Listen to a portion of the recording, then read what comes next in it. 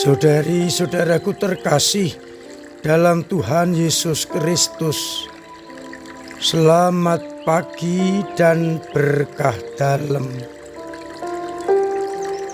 Kita bertemu kembali dalam renungan harian Rabu 19 November 2025.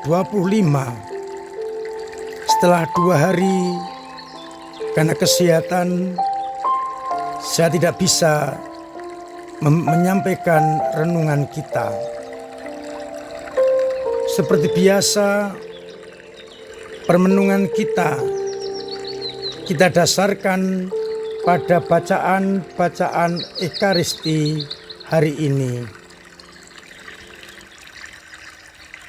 Bacaan pertama dikutip dari kitab 2 Makabe bab 7 ayat 1, dilanjutkan ayat 20 sampai 31.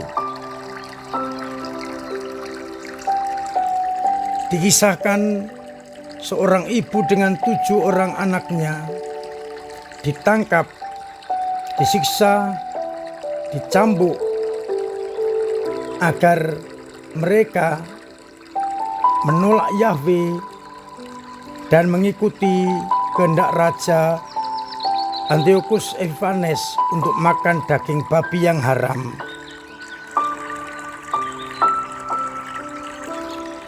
Ibu itu sungguh mengagumkan. Secara luar biasa ia layak dikenang sebagai ibu yang baik. Ia menyaksikan ke-7 anaknya mati dalam tempo 1 hari saja. Ia tetap menasihati anak-anaknya agar tidak meninggalkan Yahweh dan mengikuti raja yang bengis. Ia berkata kepada anak-anaknya, "Aku tidak tahu bagaimana kalian muncul dalam kandunganku. Bukan akulah yang memberi makan kalian nafas dan hidup, atau menyusun anggota-anggota tubuhmu satu persatu, melainkan pencipta alam semesta. Dengan belas kasih, Tuhan akan berikan kembali roh dan hidup kepadamu. Justru karena kalian memandang dirimu bukan apa-apa demi hukum-hukum Tuhan."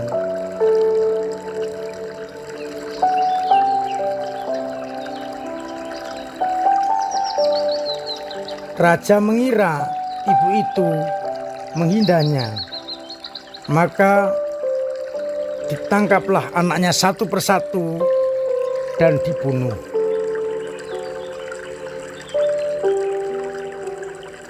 Tinggal anak yang terakhir dibujuk agar ia mau mengingkari Yahweh dan mengikuti perintah raja. Dengan iming-iming akan dijadikan sahabat raja. Namun ibu itu dengan tekun, dengan tegar menasihati anaknya dalam bahasa daerah. "Anakku, kasihanilah aku yang 9 bulan lamanya mengandung dan 3 tahun lamanya menyusui engkau. Aku pun sudah mengasuhmu dan membesarkanmu hingga umurmu sekarang ini.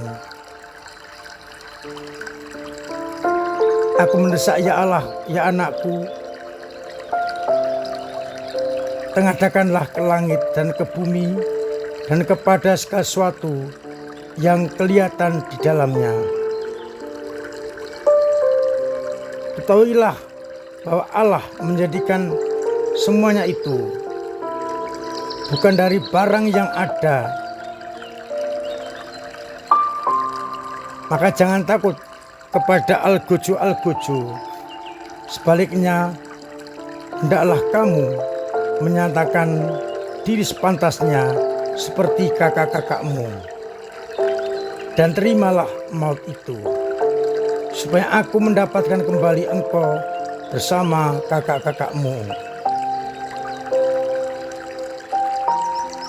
Di masa belas kasihan kelak. Belum lagi ibu mengakhiri ucapannya, berkatalah pemuda itu, "Kalian menunggu apa? Aku tidak akan taat kepada penetapan raja. Sebaliknya aku taat kepada segala Taurat yang sudah diberikan oleh Musa kepada nenek moyang kami." Maka akhirnya pemuda itu juga dibunuh. Injil Lukas bab 19 ayat 11 sampai 28. Kita dengarkan bagaimana Yesus menyampaikan perumpamaan bangsawan yang berangkat ke luar negeri untuk dinobatkan menjadi raja.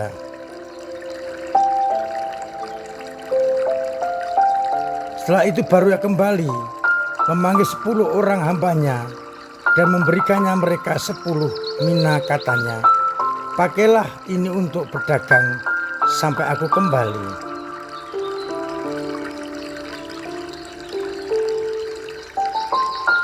Akan tetapi orang-orang sebangsanya membenci dia, lalu mengirimkan utusan menyusul dia untuk mengatakan, "Kami tidak mau orang ini menjadi raja atas kami." Dan terjadilah ketika ia kembali setelah dinobatkan sebagai raja, ia menyuruh memanggil hamba-hambanya yang telah diberinya uang itu untuk mengetahui berapa hasil dagang mereka masing-masing.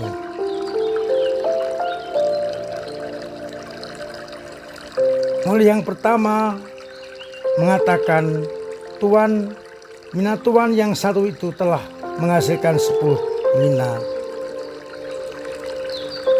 Katanya kepada hamba itu, "Baik sekali perbuatanmu itu, hei hamba yang baik. Engkau telah setia dalam perkara kecil, karena itu terimalah kekuasaan atas 10 kota." Datanglah juga yang kedua, ketiga, dan seterusnya. Yang kedua diberinya kuasa 5 kota. Yang ketiga, dan seterusnya. Lalu datanglah yang satu dan berkata kepada tuannya, "Tuan, inilah tuan mina tuan. Aku telah menyimpannya dalam sapu tangan, sebab aku takut akan Tuan, karena Tuan adalah manusia yang kejam, keras, mengambil apa yang tidak pernah Tuan taruh, dan Tuan tidak menuai apa yang tidak Tuan tabur." Kata bangsawan itu, "Hei hamba yang jahat, aku akan menghakimi engkau menurut perkataanmu sendiri. Engkau tahu aku ini orang yang keras. Aku mengambil apa yang tidak aku taruh, menuai apa yang tidak aku tabur. Jika demikian, mengapa engkau tidak kau berikan kepada orang yang menghilangkan uang? Maka sekembaliku aku dapat mengambil serta dengan bunganya."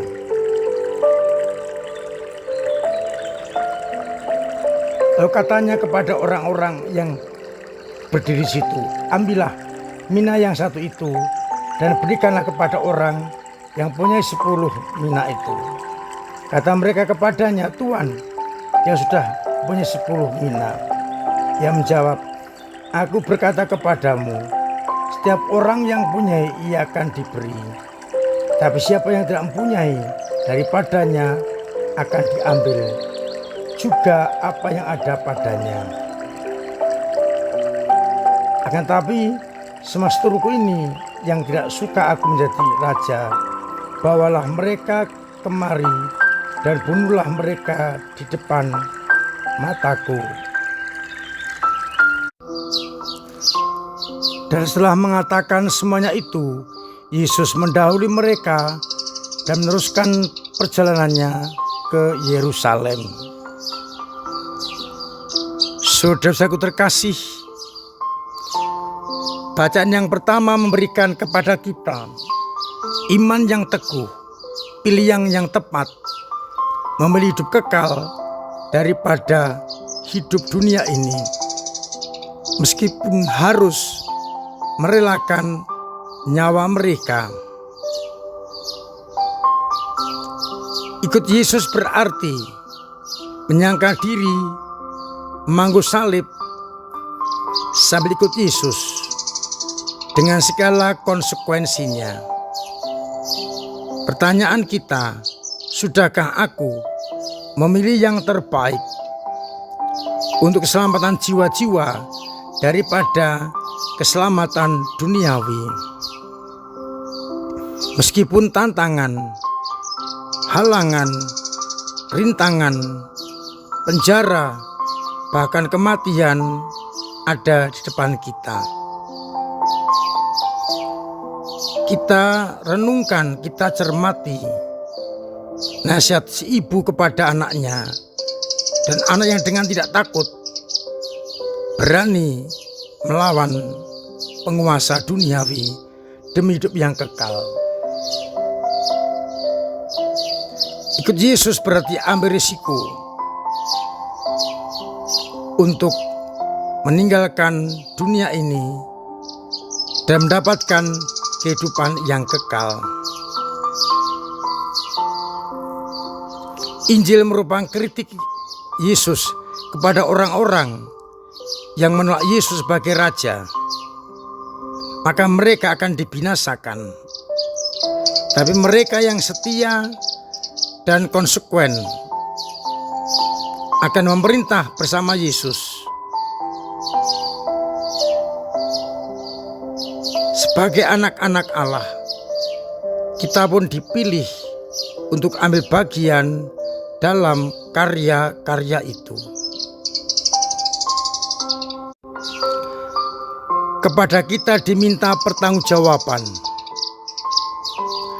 untuk melipat gandakan talenta atau apapun yang diberikan kepada kita, agar kita kedapatan setia dan boleh ikut ambil bagian dalam kerajaannya. Kita bersyukur atas talenta-talenta itu dan kita perjuangkan untuk kita perkembangkan. Agar akhirnya kita semakin dimampukan untuk hidup sesuai dengan martabat anak-anak Allah, hamba-hamba raja yang setia, agar kepada kita pun diberikan kesehatan, keselamatan, kehidupan kekal bersama Allah dalam kerajaan surga. Tuhan memberkati kita sekalian. Amin. Marilah kita berdoa. Bapa yang penuh kasih, kami bersyukur atas sabda-Mu yang menguatkan kami untuk tetap mencita-citakan hidup surgawi sebagai anak-anak-Mu, dengan berani meninggalkan ego-ego kami, memperkuat iman kami, agar iman kami terus berkembang, bertumbuh, dan tetap kami pegang sampai akhir. Semoga umat-Mu yang sakit Kau sembuhkan, yang punya beban Kau ringankan, yang punya persoalan Kau bantu mengurai, agar akhirnya kami tetap setia kepada-Mu. Untuk itu sertai kami dengan berkat-Mu sendiri, Bapa dan Putra dan Roh Kudus. Amin.